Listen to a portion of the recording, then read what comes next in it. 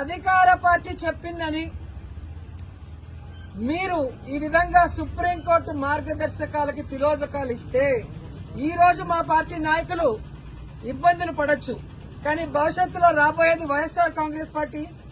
జగన్మోహన్ రెడ్డి గారు ముఖ్యమంత్రి అయిన తర్వాత నిబంధనలకు విరుద్ధంగా పనిచేసిన అధికారులని, మా వాళ్ళని ఎక్కువ రోజులు జైల్లో పెట్టాలని తప్పుడు కేసులు పెట్టి అధికారులని మిస్యూజ్ చేస్తున్న కూటమి ప్రభుత్వ నాయకుల్ని ఎవరిని వదిలిపెట్టము, న్యాయబద్దంగా అందరినీ కూడా శిక్షిస్తామని కూడా వాళ్ళకి ఘంటాపదంగా చెప్తున్నాను. ముఖ్యంగా అధికారులు తెలుసుకోవాల్సిన విషయం, 9 నెలల్లోనే ఈ కూటమి ప్రభుత్వం చేతగాని ప్రభుత్వం, చెత్త ప్రభుత్వం, ప్రజల్ని ముంచిన ప్రభుత్వం అని తెలుసుకున్నారు. కాబట్టే ఈరోజు ఉత్తరాంధ్రలో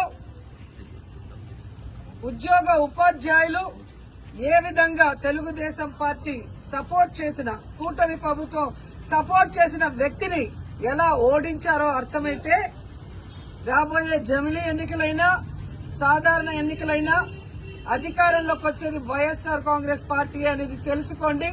ఇకనైనా అధికారులు